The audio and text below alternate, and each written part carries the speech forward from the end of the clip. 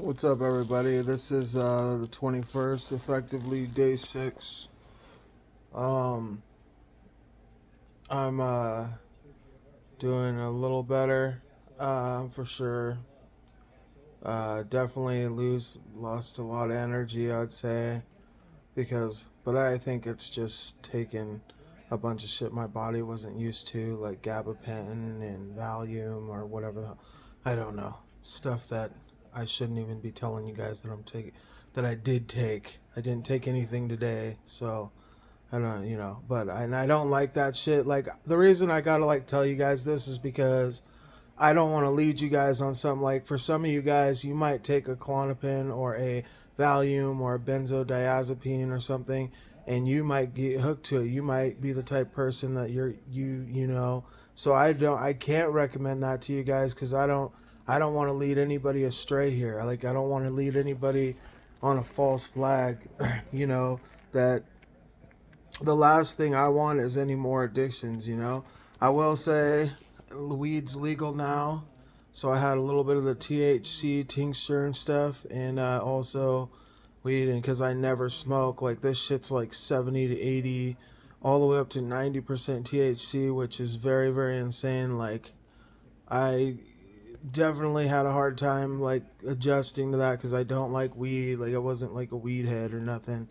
Um, so it was like I was tripping a little bit, but I mean, I was all there. It was just like the short-term memory loss thing. I was noticing I was forgetting what I was saying and shit like that. And so, but the weed actually helped, bro. It really did make me feel better. But I also know that I don't want to smoke weed, and it's not because I think weed's bad. It's just because when I'm trying to focus, I have money to make, I have things like that, and I don't want to go on any path that can take me away from my goals.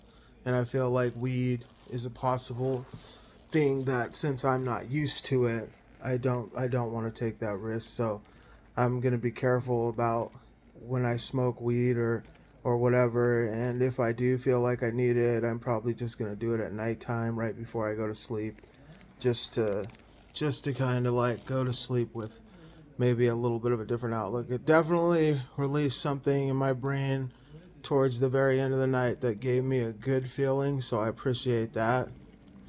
Um, so today, I'll just explain kind of like what I'm feeling. I still feel restless a little bit. Um, Still feel a little like way like off, like still feel like my body's fiending a little bit, but I think for the most part my mind and my body are like understanding that it's just not gonna get what it wants. Sorry, I was kind of watching the TV behind there. Could I work in this state?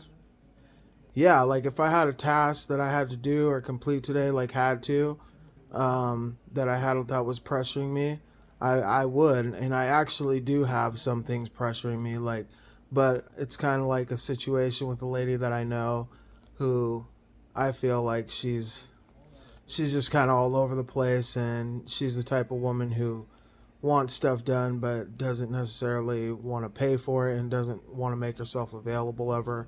So she just kind of throws it out there that, when you have time, complete these things. So I was like, I need time for myself right this minute. I've like I said, been on a stint of just years and years of working my ass off and keeping my head down, and no breaks, no vacations. The only vacation I took is when my dad died and I had to go to his funeral, and that was sad, and I was just numb for that, and I had to go out of state for that.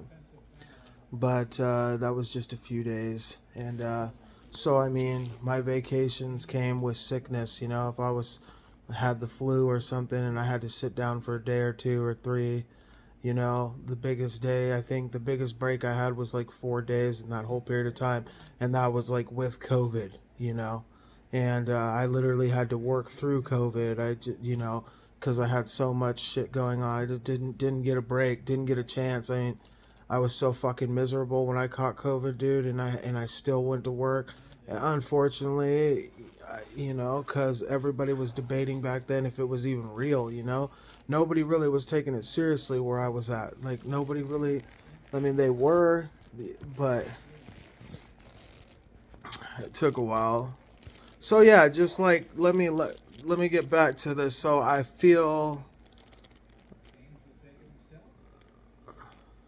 okay. I don't have a lot of energy. Um, I did take a little bit of kratom. I'm actually getting scared at this point of the kratom because I don't want to feel like I need it every day. I don't want to keep taking the kratom. I was feeling very uneasy though still when I did take it this morning. And I'm still feeling a little uneasy now, but not as bad. Like the anxiety level went down.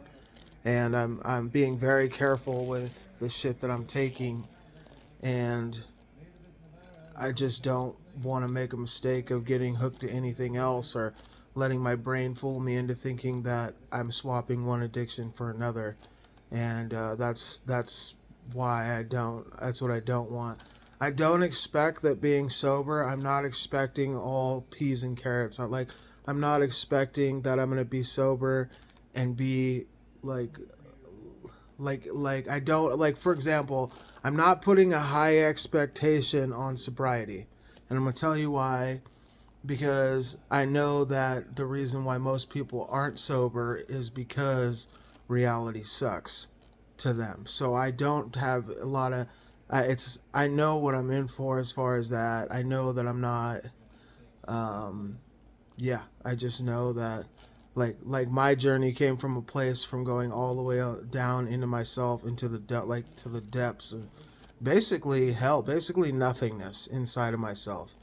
And the hopelessness was too much to bear, so much so that it was like a step away from being suicidal. And you know, I was taking these long naps from methadone. I My stomach was all locked up from not being able to use the bathroom. I just felt terrible on the inside. And yeah, I mean,